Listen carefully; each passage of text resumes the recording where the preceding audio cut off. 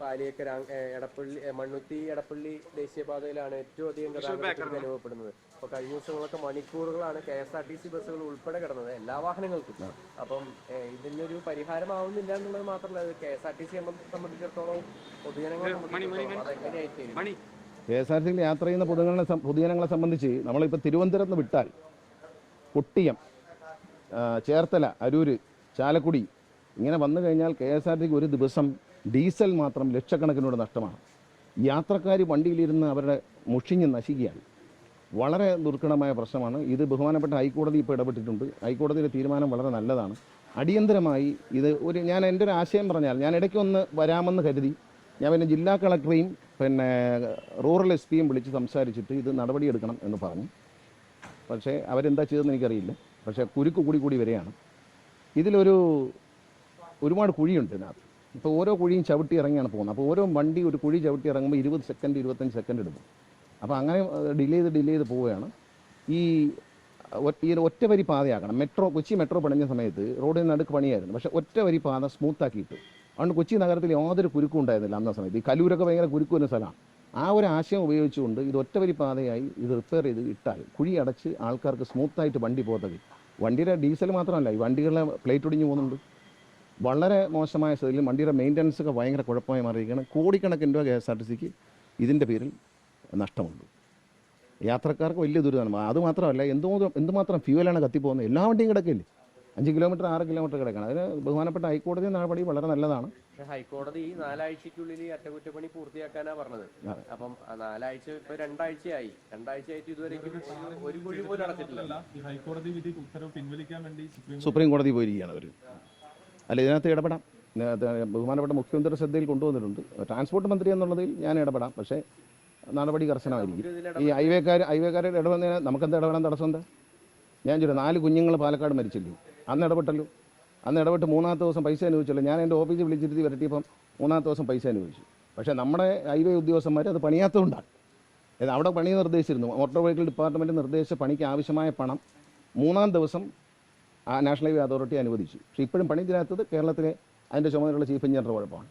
അത് MLAക്കും അറിയാം, ഞങ്ങൾ സംസാരിക്കാറുണ്ട്. കൊച്ചിയിലത്തെ കാര്യം വന്നു, കൊച്ചി സ്മൂത്ത് ആയിരുന്നു. അതുപോലെ തന്നെ ഇവിടെ ആക്കാൻ പറ്റും. അല്ല, ഇത് ശ്രമിക്കാതെ അശാസ്ത്രീയമാണ് ഇവർ ചെയ്യുന്നത്. ഇവരങ്ങ് പൊളിക്കുകയാണ് ആദ്യം. നമുക്കറിയില്ലേ, ഈ റോഡിൽ ഈ പാലം അണ്ടർപാസൊക്കെ പണിയുന്ന സമയത്ത് അതിൻ്റെ പണി വരുമ്പോൾ വണ്ടികൾ മുടങ്ങും. ഇത്രയധികം വണ്ടി വരുന്ന വഴിയാണ്. സിംഗിൾ ലൈനായിട്ട് സ്മൂത്തായിട്ട് പോകാൻ സംബന്ധിച്ചാൽ വണ്ടി പോകും. അതിനവർ തയ്യാറാവുന്നില്ല. ഒരു മുൻകരുതലും എടുക്കാതെ പൊളിക്കുകയാണ്. ഇവിടെ മാത്രമല്ല, പാലക്കാട് റൂട്ടിലുണ്ട്. പാലക്കാട് ലുലു മാളിൻ്റെ മുകളിലൊക്കെ വെറുതെ പൊളിച്ചിട്ട് മണിക്കൂറുകളിൽ കിടക്കാൻ ഒരു കാര്യമില്ല. തമിഴ്നാട്ടിൽ ഇതേ പണികളൊക്കെ തന്നെ നടക്കുന്നത്. അവിടെ പക്ഷേ സർവീസ് റോഡുകളൊക്കെ പക്കയാണ്. ഇവിടെ ചെയ്യില്ല. കാരണം ഇവിടെ ചെയ്തില്ലെങ്കിൽ കുഴപ്പമില്ലെന്ന് ധരിച്ചിട്ടാണെന്ന് എനിക്ക് തോന്നുന്നു. കാരണം ഇവിടെ ഇങ്ങനെ ആയിക്കോട്ടെ എന്ന് വിചാരിച്ചിട്ടുണ്ടെന്ന് തോന്നുന്നു. ഇവർക്കിത് മതി എന്ന് ധരിച്ചിരിക്കുകയാണെന്ന്. ടോൾ പിടിക്കുന്നതെല്ലാം കറക്റ്റായിട്ട് ഇവിടെ പിരിക്കുന്നുണ്ട്. കാരണം ടോൾ എടുത്ത് കളയുമ്പോഴും എന്തുകൊണ്ടാണ് അപ്പോൾ കുരുക്ക്? അപ്പോൾ ടോളിൻ്റെ അവിടെ അല്ല കുരുക്ക് ഈ വരുന്ന വഴിക്കുള്ള ഈ 2-3 വണ്ടി പോകാൻ സമ്മതിക്കരുത്. അപ്പോൾ ഈ ഓവർടേക്ക് ചെയ്ത് കയറും ചിലർ. അപ്പോൾ അതുകൊണ്ട് അങ്ങനെ കയറാൻ സമ്മതിക്കാതെ നമ്മൾ സിംഗിൾ ലൈൻ ട്രാഫിക് വിട്ടാൽ സ്മൂത്തായിട്ട് നീ പോകും 2 വശത്തേക്കും. അത്രയും ചെയ്താൽ മതി. ഒരുപാടൊന്നും അവർ പണിയെടുക്കണ്ട. ഈ ഒരു സിംഗിൾ ലൈൻ സ്മൂത്തായിട്ട് പോകണം. തിരുവനന്തപുരം മുതൽ പുറപ്പെടുന്ന ഒരു KSRTC ബസ് തൃശ്ശൂർ എത്തുമ്പോൾ ലക്ഷക്കണക്കിന് രൂപ നമുക്ക് ഓരോ ദിവസം ഡീസൽ ഇനത്തിൽ പോയിക്കൊണ്ടിരിക്കും. നിർത്തിയിട്ടിരിക്കില്ല, ഓഫ് ചെയ്യാൻ പറ്റും. വണ്ടി അവരാദ്യം മത്സര ഓട്ടമൊക്കെ നിർത്തട്ടെ. അവർ മത്സര ഓട്ടം നിർത്തണം. പിന്നെ ഈ കുട്ടികളുടെ കൺസെഷൻ വർദ്ധിപ്പിച്ചിട്ട് ഈ നാട്ടിലൊരു വഴക്കുണ്ടാക്കാൻ അവരും കുട്ടികളായിട്ട് ചർച്ച നടത്തിയാണ്. ട്രാൻസ്പോർട്ട് സെക്രട്ടറി, സ്പെഷ്യൽ സെക്രട്ടറി ചർച്ചകൾ നടത്തി. ആ ചർച്ചയിൽ കുട്ടികളൊരു സമവായത്തിന് തയ്യാറായില്ല. അപ്പോൾ അവരെ കൺസെഷൻ വർദ്ധിപ്പിച്ചിട്ട് അതൊന്നും ഒരു കാര്യമുള്ള കാര്യമല്ലെന്ന്. അതൊക്കെ നിങ്ങൾക്കറിയാം, ഇവരെ നിന്നൊക്കെ 5 രൂപ വെച്ചൊക്കെ വാങ്ങിക്കുന്നുണ്ട്, കൊടുക്കുന്നുമുണ്ട്. ആർക്കും ഒരു പരാതിയില്ല. ഇവരിത് ഒരു ഇഷ്യൂ ആക്കി സമരം ചെയ്യട്ടോ എന്ന് ചോദിച്ചാൽ ഞാനെന്താ പറയാനാണ്? എന്നോട് ചോദിക്കുന്നത് അവർ സമരം ചെയ്യട്ടോ എന്ന്. ഞാൻ നിങ്ങൾ ചെയ്തു, ഞാൻ എന്ത് ചെയ്യാൻ പറ്റും? ഓണക്കാലത്ത് ഓടിച്ചില്ലേ? നമ്മൾ KSRTCക്ക് 500 ബസ് കിടപ്പുണ്ട് കേട്ടോ. KSRTCയിൽ 500 ബസ്, 500 മുതൽ 600 ബസ് KSRTCയുടെ കയ്യിൽ ലോക്കൽ ബസ് പണി ചെയ്ത് കുട്ടപ്പനാക്കിയിട്ടുണ്ട്. ഡീസൽ അടിക്കുക, ഡ്രൈവറെ വയ്ക്കുക, ഓടിക്കുക. ആ സമരം ചെയ്തോട്ടെ. സമരം ചെയ്യുകയാണെങ്കിൽ ഈ KSRTC വണ്ടി മൊത്തം ഈ റോഡിലിറങ്ങും. KSRTCക്ക് ഇപ്പോൾ വാങ്ങിയ വണ്ടി കൂടാതെ ഇപ്പോൾ 1200 വണ്ടിയാണ് ഞങ്ങൾക്ക് എല്ലാ ദിവസവും ശരാശരി വർക്ക്ഷോപ്പിൽ കിടന്നിരുന്നത്, ഇടിച്ചും വർക്ക്ഷോപ്പിലുമായിട്ട്. പക്ഷേ ഇന്നത് 450 വന്നിട്ടുണ്ട്. അപ്പോൾ അത്രയും വണ്ടി ഞങ്ങളുടെ കയ്യിൽ സ്പെയർ ഉണ്ടെന്ന് കൂട്ടിക്കൊണ്ടാണ്. 500-600 വണ്ടി സ്പെയർ ഉണ്ട്. അവർ സമരം ചെയ്യുകയാണെങ്കിൽ അതിങ്ങിറക്കും. അറിയാത്ത രീതിയിലാണ് അപ്പം ജനങ്ങൾ അതെ അത്ര അത് പറയുന്നതിനൊരു ന്യായമൊക്കെ വേണ്ടി അവർ പറയുന്നതെല്ലാം അനുസരിക്കണം സാർ. കുട്ടികളുടെ ചാർജ് വർദ്ധിപ്പിക്കണം എന്ന് പറഞ്ഞാൽ അവരുമായി ഒരു സമവായത്തിലെത്താതെ ചാർജ് വർദ്ധിപ്പിച്ച് എന്തായിരിക്കും ഇവിടെ സ്ഥിതി? എന്തിനാണ് ആവശ്യമില്ലാത്ത ആളുകളെ സമരത്തിലേക്ക് തള്ളിവിട്ട് പ്രശ്നം ഉണ്ടാക്കേണ്ടത്? ഒരു രാജ്യത്ത് അരാജകത്വം സൃഷ്ടിക്കാൻ നമ്മൾ നിൽക്കണം. കുട്ടികളുടെ പ്രശ്നമൊന്നുമല്ല, അതിൽ കുട്ടികളുടെ പ്രശ്നമൊന്നുമില്ല. ഈ കൺസെഷൻ ആപ്പിൽ വരും. ഈ ആഴ്ച ഞങ്ങളൊരു ആപ്പ് റിലീസ് ചെയ്യുന്നുണ്ട്. അതായത് മോട്ടോർ വെഹിക്കിൾ ഡിപ്പാർട്ട്മെൻറ്റിൻ്റെ ഒരു ആപ്പിലൂടെ കുട്ടികൾ അപേക്ഷിക്കണം. അപേക്ഷിച്ച് കഴിയുമ്പോൾ അവർക്ക് അതുവഴി പാസ് ഇഷ്യൂ ചെയ്യും. അല്ലാതെ പാസ് ഇല്ലാതെ കുട്ടികൾ കയറുന്നത് തെറ്റാണ്. അങ്ങനെ കുട്ടികളാണെന്ന് സ്റ്റുഡൻ്റാണെന്ന് പറഞ്ഞ് 45 വയസ്സുള്ള ആളും കയറി പോകാൻ അത് പറ്റില്ല. അപ്പോൾ അതുകൊണ്ട് കൺസെഷൻ കാർഡ് RTOമാർ അനുവദിക്കും.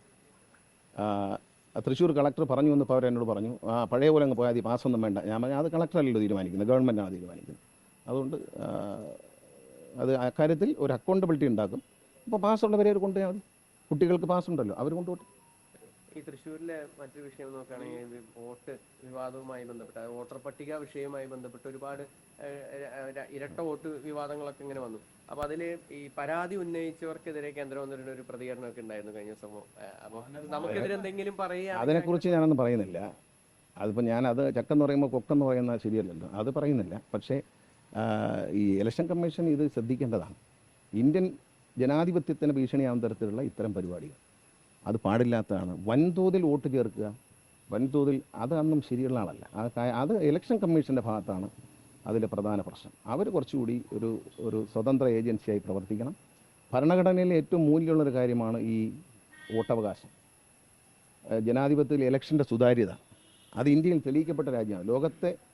ലോകരാജ്യങ്ങൾ അത്ഭുതത്തോടെ കണ്ട ജനാധിപത്യമാണ് ഇന്ത്യയിൽ. ആ ജനാധിപത്യത്തെ ഇലക്ഷൻ കമ്മീഷൻ കാവൽക്കാരനാണ് അതിൻ്റെ.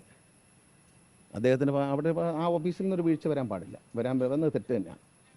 നമ്മൾ കള്ളവോട്ട് ചേർക്കാൻ വരുന്നവർ, കള്ളം ചെയ്യാൻ വന്നവർ, ഇപ്പം മോട്ടിക്കാൻ വരുന്നവർ വീട്ടിൽ കയറും. പക്ഷെ പോലീസുണ്ടല്ലോ. കൊല്ലത്തുള്ള സുരേഷ് ഗോപിയുടെ സഹോദരൻ വോട്ട് ചെയ്തത് തൃശ്ശൂരിലാണ്. അതൊക്കെ അവരുടെ കാര്യങ്ങളാണ്, നമ്മളതിലൊന്നും ഇടപെടുന്നില്ല. ചിലർക്കൊക്കെ എന്തോ ആവാം. പിന്നെന്താ.